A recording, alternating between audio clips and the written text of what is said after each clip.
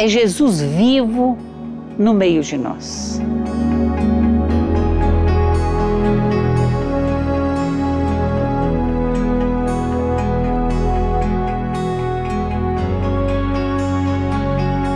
É o mistério da presença de Cristo através da Palavra de Deus e através do pão e do vinho consagrados pelo Espírito Santo.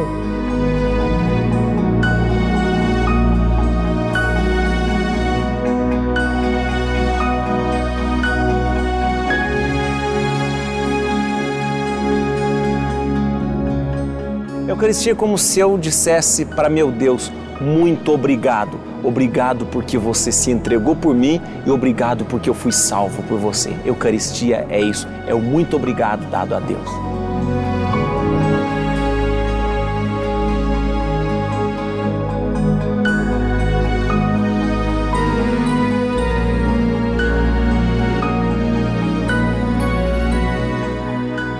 A Eucaristia sustentou a Igreja durante 2000 anos e vai sustentá-la até o fim dos tempos, se Deus quiser.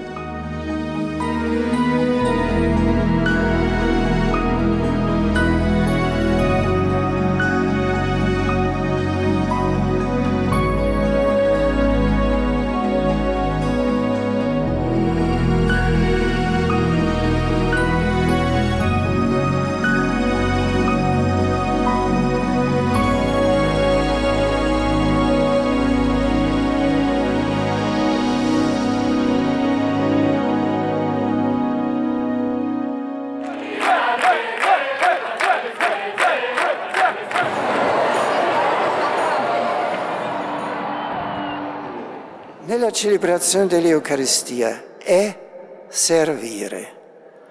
Compiere un servizio a Dio e un servizio agli uomini. In remissione dei peccati, fate questo in memoria di me. Ali na Eucaristia, ali no altar, eu de novo celebro e vejo a cruz acontecer ali, vejo a salvação acontecer ali, repito a salvação, realizo a salvação, atualizo a salvação acontecendo. Não, a Eucaristia não é um teatro, não é uma representação, não é uma lembrança somente. Ela é a atualização daquele momento de salvação. E quando a gente pega o sacrifício de Jesus Cristo, né, em benefício aos homens, é para a nossa salvação, é para a nossa redenção. A missão de Jesus é redentora. E por que ela continua até hoje, né? Esse sacrifício continua sendo celebrado até hoje? Porque ele é memorial também, é repetir de novo, é trazer Jesus vivo de novo. Como a primeira vez ele instituiu a Eucaristia, hoje o sacerdote, ele faz um memorial daquele ato de Cristo.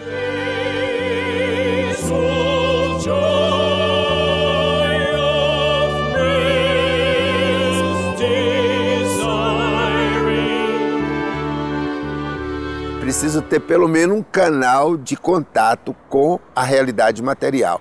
Então o sacramento sempre tem também um aspecto material para satisfazer essa exigência da nossa corporeidade.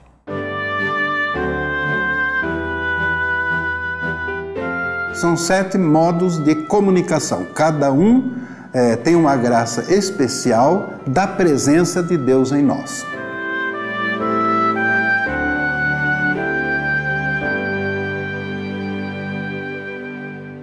Quando a gente comunga o Cristo, é sinal que a gente entra em comunhão com Ele. Então a gente faz o que Ele faz. Defende a justiça, a verdade, a solidariedade, a paz, a união dos homens entre si.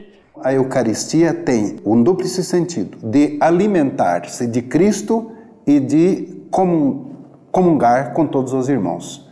Não pode haver uma verdadeira Eucaristia só com o corpo de Cristo, porque esse corpo abrange todo o corpo místico que são todos os cristãos. E assim, quando eu me alimento com fé, com Cristo, eu tenho a força para ser mais humano, mais caridoso, mais bondoso, mais paciente, mais honesto, capaz de seguir a Jesus que disse: quer me seguir? Renuncie a tudo, tome a sua cruz e me siga. Então, carregar a cruz precisa ter força, e esta força vem da Eucaristia.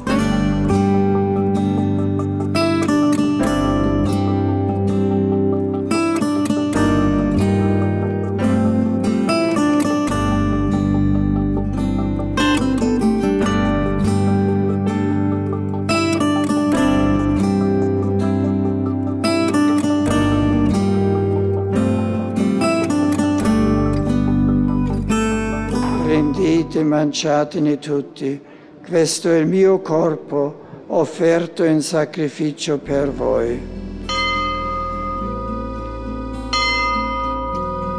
A maioria das experiências religiosas, crenças, ritos, credos e experiências mesmo de várias igrejas tem a experiência do alimento, com ritos diferentes, que não seja o rito eucarístico, todas realmente buscam alimentar-se. A alimentação como um meio para um fim maior. Alimentação não para encher a barriga. Alimentação para consolidar a aliança entre Deus e o homem, digerindo as palavras sagradas da nossa tradição.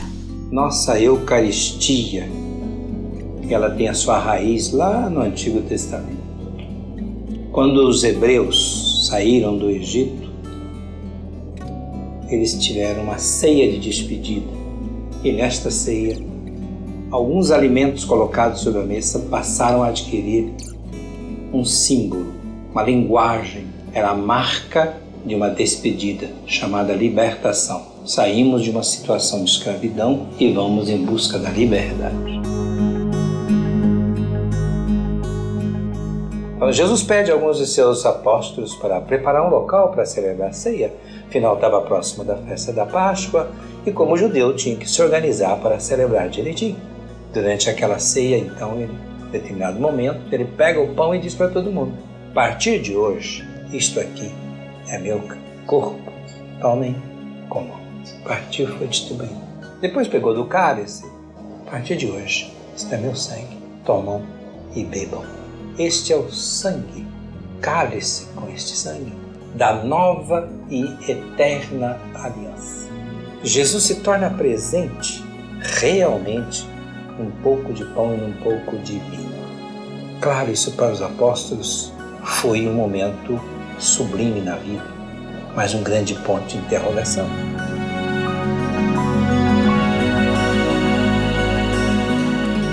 Este mistério está ligado à vida, à paixão, à morte e à ressurreição de Cristo.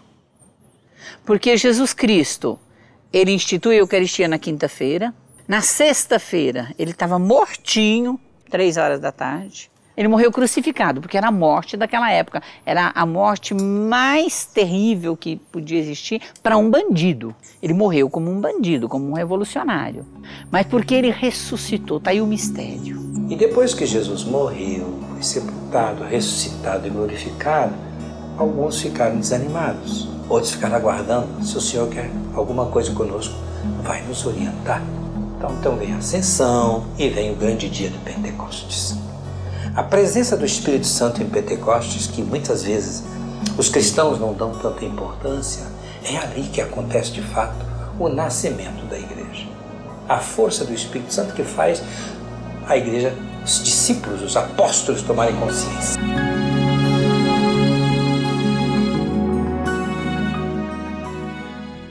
O sacramento da Eucaristia, que tem a sua base lá na ceia judaica e que Jesus celebrou e modificou, é claro que os seus discípulos ao longo da história, porque a história vai mudando, os costumes, os hábitos, o jeito de celebrar, até que chegou com a igreja romana e se fixou, e na igreja ortodoxa se fixou. E ao fixar-se, se introduziu um ritual, e este ritual era tão rigoroso que até mais ou menos na década de 50, o presbítero que celebrava, ele podia cometer mais de 300 pecados leves ou graves ao celebrar a Eucaristia. Houve um zelo tão grande na maneira de compreender a presença do Senhor no sacramento da Eucaristia que o tornou distante de nós. E para você ter a chance de ele estar presente, então você devia viver um estilo de vida sem pecado, sem nada, e confissão, confissão e confissão, e jejum para poder participar. Jesus se encarnou para quê? Para estar próximo. Ele é a imagem visível do Deus invisível, diz São Paulo na sua carta. Nós o afastamos demais. Ele foi se tornando um pouco difícil para os fiéis compreenderem que era o Eucaristia. Foi um momento que a igreja pensou e falou: não, nós estamos legalistas demais e temos que ter mais espírito. Foi um momento que nós tiramos várias regrinhas. O Papa Pio X, em 1905, introduz uma novidade. A Eucaristia, que é só para adulto. Por que só para adulto? A jovem, raramente, adolescente, podem comungar a partir do uso da razão. Na época, concluiu-se que o uso da razão é 7 aninhos. Pouco a pouco foi abrindo, até o Concílio Vaticano II. Promulgado pelo Papa João XXIII, eu estava lá em Roma estudando, o Concílio Vaticano II quis trazer uma igreja para falar com o mundo atual, com a linguagem atual, sem complicar todo o depósito da fé passada, não sacrificar nada, mas falar com o povo com a linguagem de hoje. A vós, Deus Pai Todo-Poderoso, na unidade do Espírito Santo, toda honra e toda glória, agora e para sempre. Amém. A Eucaristia é o sacramento do amor. Nos traz a própria presença do amor maior, que é o Senhor Jesus. Então hoje nós estamos numa vivência da Eucaristia muito mais acessível às fiéis. A igreja precisa do rito. Então, se todo dia a igreja repete: tomai, comei, tomai e bebei, isto é meu corpo, tem um momento que nós vamos entender e entendemos realmente o que é trazer Deus, né, para todos os tecidos do corpo e da alma. Accipitet manducate ex hoc omnes, hoc est enim corpus meum, quod pro vobis traditur.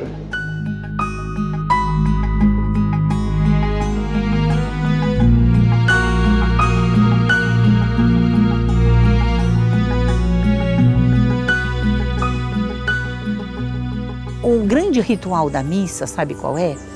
Ele tem a mesa da palavra e a mesa da Eucaristia. Quando as pessoas sobem ali no ambão e proclamam a palavra, elas estão alimentando o povo com a palavra. Jesus também, antes dele fazer a última ceia, ele celebrava um monte com eles, com os apóstolos. E o que ele fazia? Ele só tinha a mesa da palavra. Lembrava os profetas, lembrava dos salmos, tudo do Antigo Testamento. E depois que Jesus morre, o que eles fazem? Eles pegam exatamente as palavras de Cristo, proclamam hoje. Primeira leitura na missa é sempre Antigo Testamento. Segunda leitura é sempre Novo Testamento. Uma carta de São Paulo, ou de João, ou de São Pedro, né? E a terceira leitura é o Evangelho. E no meio, entre a primeira leitura e a segunda, existe o salmo de resposta, salmo responsorial. Então sempre você veja a mesa da palavra. Depois que terminam todas as leituras, o padre vai fazer o ofertório. Aí começa o momento da mesa eucarística. I soldati poi, quando ebbero crocifisso Gesù, presero le sue vesti e ne fecero 4 parti. Et liga verunt illud linteis cum aromatibus.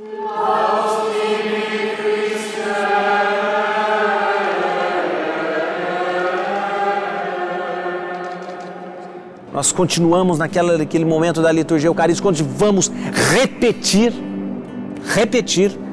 o momento da última ceia. Aí sim, iremos rezar, iremos pedir que o Espírito Santo esteja ali. Esse é o grande momento que a liturgia chama de epíclise. O padre invoca o Espírito Santo sobre as ofertas, pão e vinho. E pela força do Espírito Santo, pão e vinho são transformados no corpo e sangue de Jesus. Até que depois, aí sim, nós fazemos o grande momento de oferta. Quando nós dizemos por Cristo, com Cristo, nós estamos oferecendo ali, não mais pão e vinho, estamos oferecendo Jesus. Aí sim nós podemos oferecer para Deus. Por enquanto não. Enquanto o pão e vinho não foi transformado em corpo e sangue de Cristo, não podemos oferecer isso para Deus. Onde já se viu você oferecer para Deus pão e vinho? Você oferece seu Filho, Jesus. E ali, Jesus ali no altar é oferecido solenemente para Deus, por Cristo, com Cristo e em Cristo. A partir daquele momento, a gente entra no rito, na liturgia, no rito da comunhão, porque somos chamados a entrar em comunhão com o Senhor. somos chamados, convocados a essa comunhão. Rezamos o Pai Nosso, já preparando o nosso coração, porque o nosso coração já está ardendo, porque logo vamos receber Jesus. E todos nós caminhamos para a mesa, nesse rito da comunhão. O pão que eu como não é pão, é o corpo de Jesus. O vinho que eu bebo não é vinho, é o sangue de Jesus. É o mesmo corpo e sangue que meu irmão come e bebe. E se está com ele, está comigo, nós somos uma coisa só. Vivemos em comunhão.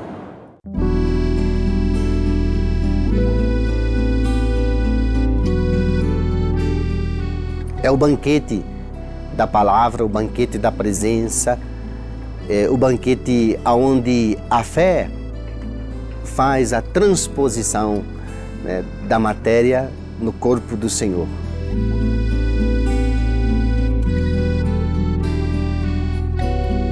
A transubstanciação, um termo que Santo Tomás de Aquino usou. São Tomás pega a filosofia de Aristóteles e ele consegue perceber que nesse milagre que acontece, mudam-se a substância e não muda o acidente. Naquele momento que o padre diz, isto é o meu corpo, isto é o meu sangue, acontece o milagre da transubstanciação. Como não vemos? Não vemos, porque nós não enxergamos substância. Enxergamos o acidente, a substância não enxergamos, mas a substância muda. A substância que era de pão e de vinho se torna agora a substância que é Jesus. Eu me alimento diariamente da Eucaristia, porque sinto que é Deus, porque sinto que é alimento e porque eu sinto que eu preciso, sou muito fraco, né? E a Eucaristia, de maneira alguma, é para os grandes santos, ela é para nós, pecadores, né? Para nos santificar a cada dia. Então, a Eucaristia também como fonte de salvação e a Eucaristia como fonte de perdão. A Eucaristia que perdoa pecados, né? A Eucaristia não só que transforma, mas que me perdoa e que me ajuda, que me impulsiona, que me capacita a viver o Evangelho, a ser um verdadeiro discípulo de Jesus.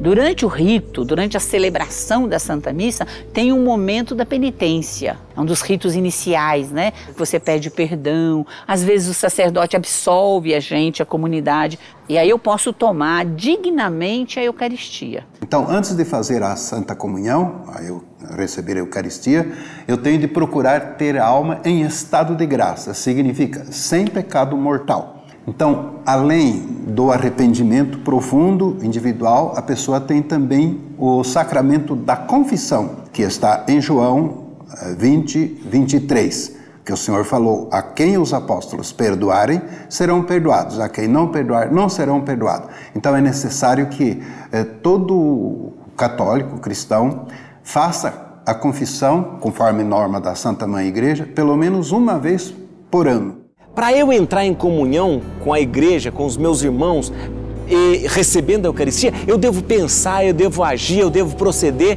de acordo com aquilo que a igreja me pede, de acordo com aquilo que a proposta de Jesus foi feita para mim. Isso vale em tantos campos da vida cristã. Quando a palavra de Deus diz que, por exemplo, o homem não separe o que Deus uniu, como no caso do casamento, seria muito fácil para a igreja dizer, mas vamos dar um jeitinho, assim recuperamos todos os casais de segunda união.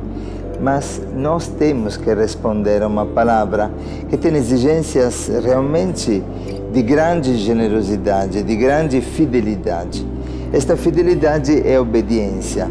A obediência da igreja é obediência ao Evangelho. Agora, quando a pessoa não pode comungar fisicamente, existe aquela que se chama comunhão espiritual, que não é uma coisa boba, é uma coisa muito profunda, porque sendo que no fim só Deus pode julgar o coração do homem, a igreja não veio para condenar, mas veio para salvar a todos. Existe já em vários lugares do mundo de grupos de pessoas que não podem comungar e que formam grupos, por exemplo, de adoradores. É belíssimo, porque a força da adoração é como uma extensão da força eucarística que é celebrada na missa.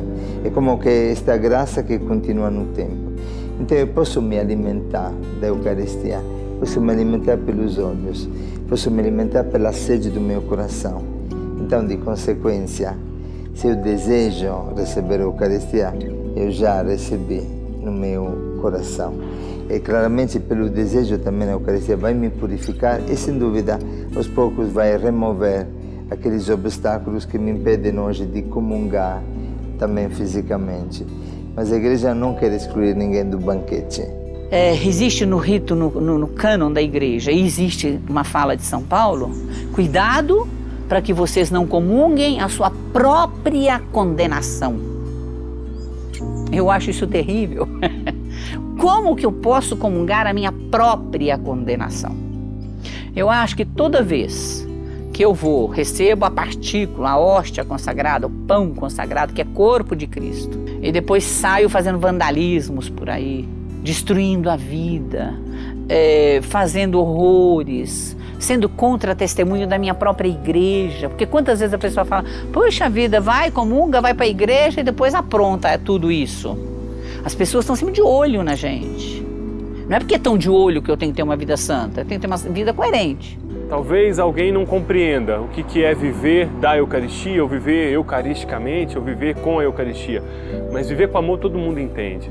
E mais que olhar para a Eucaristia como fim, acho que a gente tem que olhar para a Eucaristia como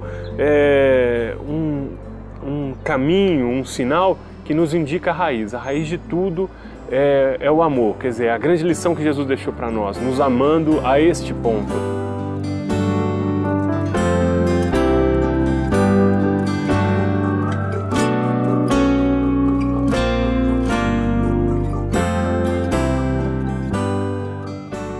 Celebração da Eucaristia ou missa é a mesma coisa. Agora, tem uma diferença.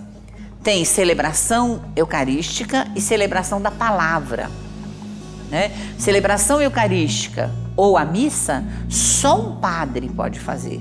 Só um ministro ordinário, aquele que foi ordenado, né? Ele pode fazer e aí durante essa celebração ele consagra o corpo de Cristo e o sangue de Cristo. E guarda, reserva algumas partículas para que as ministras da Eucaristia ou ministros levem para os doentes, que a gente chama de viático. Esse costume do sacrário dentro da igreja nasce justamente numa época que não era celebrada a missa toda hora. Era celebrada a missa uma vez por semana, era celebrada a missa, era mais difícil. Hoje nós celebramos todos os dias, mas houve um tempo na história e no início do cristianismo que a missa era celebrada uma vez por semana, só no domingo. Só no domingo. Ora, a missa era celebrada uma vez por semana, só no domingo, e muitas pessoas não podiam participar dessa missa. Por quê? Porque estavam doentes, cuidavam de doente, porque estavam num compromisso que não podia ser adiado. Então, a igreja cria essa possibilidade de que a reserva eucarística fique ali para que seja depois dada em comunhão para essas pessoas. Houve uma época que a igreja permitia que os fiéis tivessem acesso ao cálice. E havia até missas em que cada um tinha seu pequeno cálice, ou eram vários cálices, você ia lá e tomava, ou havia canudinho, ou havia uma colherinha em que o presbítero, com muito cuidado, colocava na língua da pessoa. Igrejas orientais ainda fazem isso, e muitas das nossas igrejas está autorizado, o presbítero faz a ignição, ou seja, mergulha e coloca na boca da pessoa, ou entrega a hóstia, a pessoa mergulha. Mas houve sempre uma questão. Monteiro Gasco, como é que fica a higiene? Se você passa o cálice na boca de todo mundo, como é que fica? Na mesa eram 12 pessoas com Jesus, cada um recebeu do cálice, o mesmo cálice, sem problema. Mas você vê 300, 500, 1000 pessoas, como é que fica? Depois, além disso, existe essa possibilidade de derramar, o que sobra, o que fazer. A igreja dá a espécie só do pão, mas Jesus está tudo inteiro. Quando na espécie que era pão, como na espécie que era vinho, ele está tudo inteiro. Se você vai comungar, por exemplo, não tem mais, acabaram as hóstias consagradas, não tem mais hóstias, mas tem vinho ainda. Quem não comungou? Aqui, vem aqui, o padre pode dar uma gotinha de de vinho transubstanciado, que é o sangue de Cristo, verdadeira comunhão, corpo, sangue, alma e divindade. Não existe muitas maneiras, é uma questão de criatividade.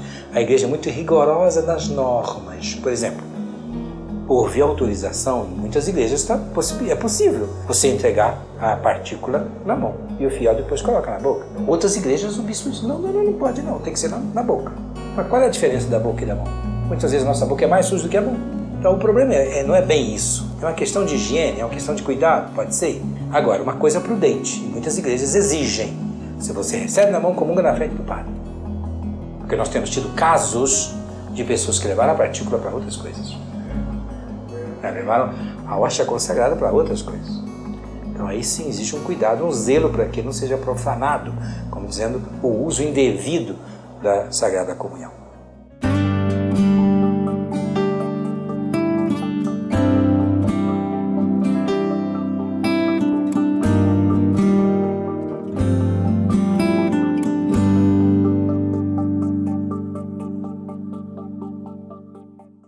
Teologicamente, para nós batistas, a ceia do Senhor ela é um memorial, ela é uma ordenança, ela não é um sacramento. Ela é uma ordenança no sentido que Cristo ordenou que fizéssemos assim, até que Ele volte, nós obedecemos esta ordenança de Cristo. Por isso chama ordenança.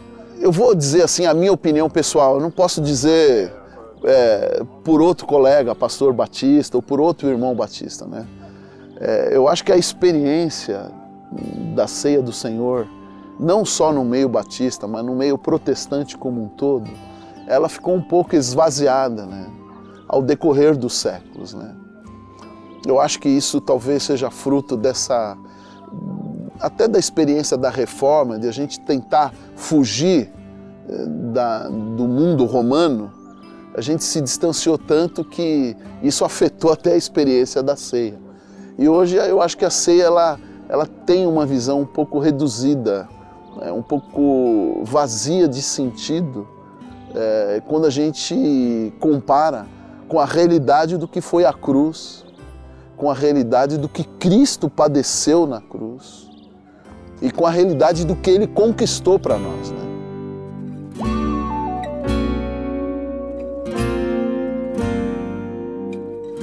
Nós temos uma origem comum.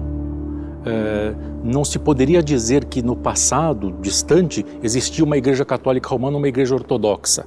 Nem se pensava nos protestantes, porque isso foi bem depois, só na igreja católica romana.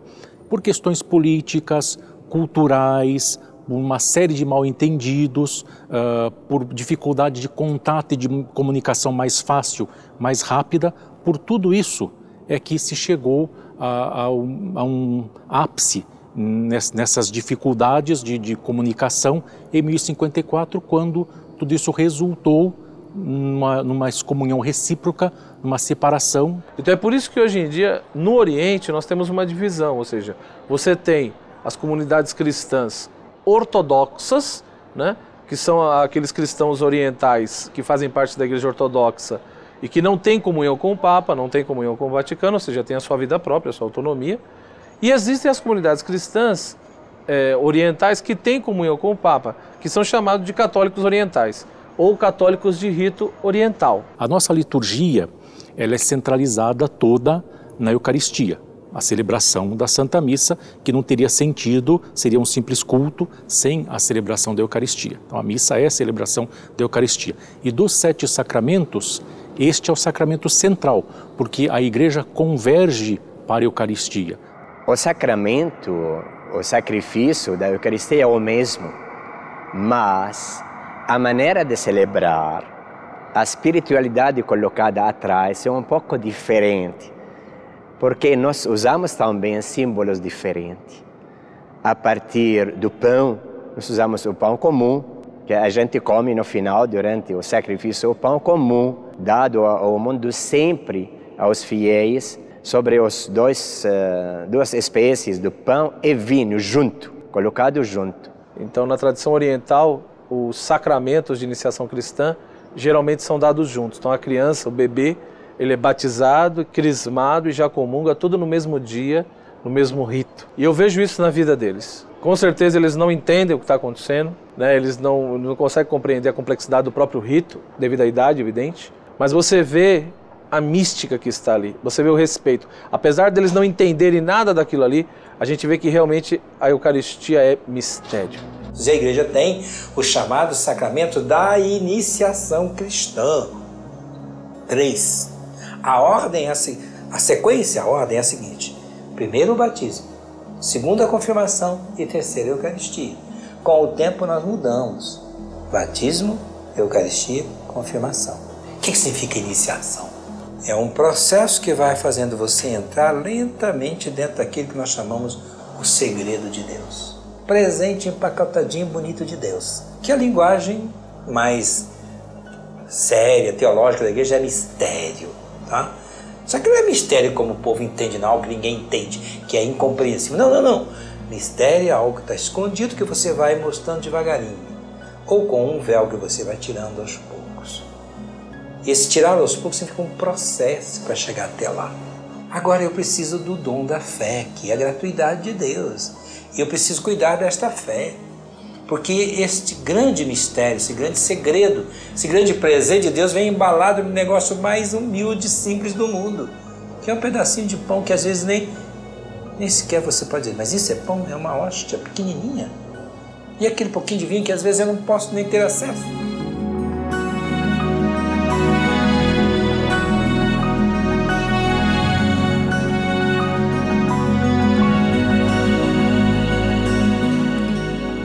Portanto, a Eucaristia exige um ato de fé, um ato de amor e um ato de aceitação.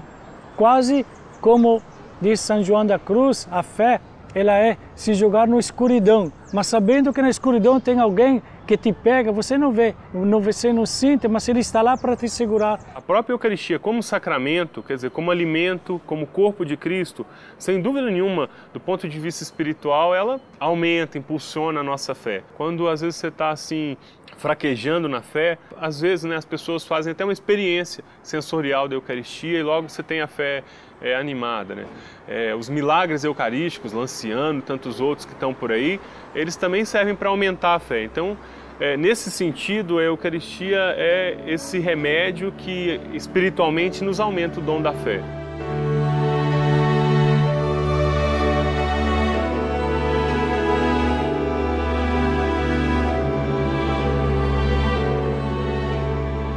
Un basiliano celebrava la Santa Messa, il mistero dell'Eucaristia. Da alcuni giorni era tormentato da un dubbio se veramente dopo la consacrazione nell'Eucaristia c'era la vera presenza di Gesù e dopo la consacrazione vede all'improvviso che l'ostia diventa carne, il vino diventa sangue. Il professore Linoli dell'Università di Siena e degli ospedali riuniti di Arezzo è venuto come professore, come scienziato specializzato in anatomia, istologia patologica, chimica e microscopia clinica.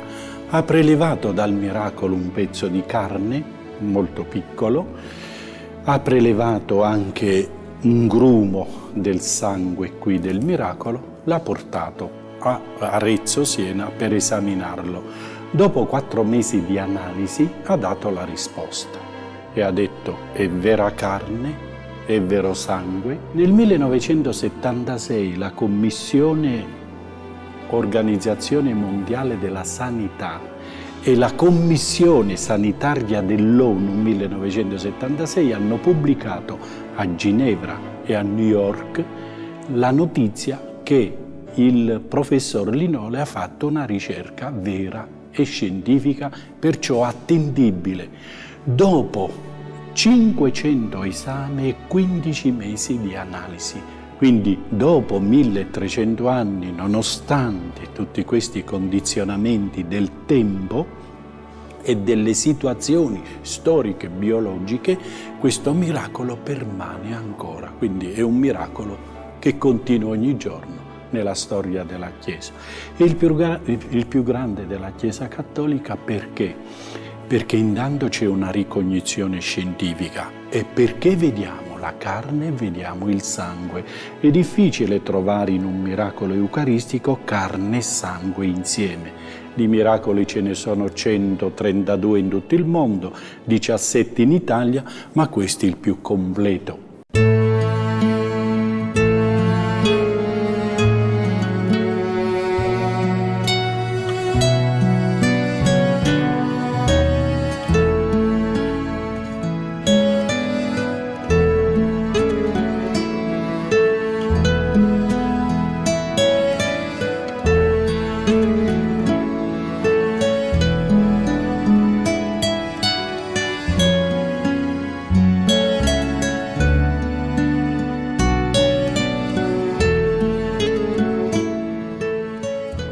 Gesù stesso che sta qua, la carne sua, il sangue suo, non so, è una cosa bellissima.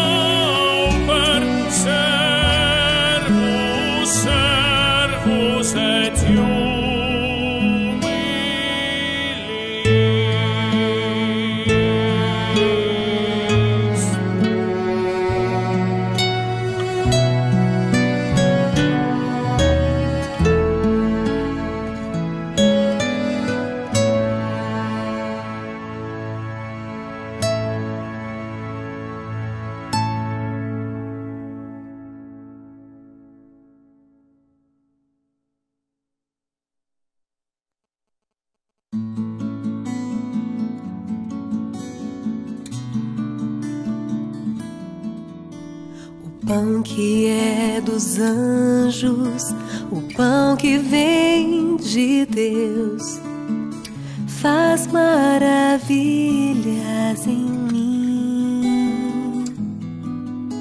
O pão que é dos anjos, o pão que vem de Deus, faz maravilhas em mim. Eu, pobre servo, sento-me à mesa para fartar-me de amor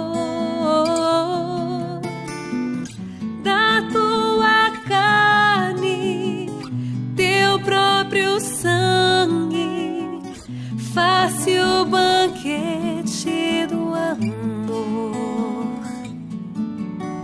O pão que é dos anjos, o pão que vem de Deus, faz maravilhas em mim.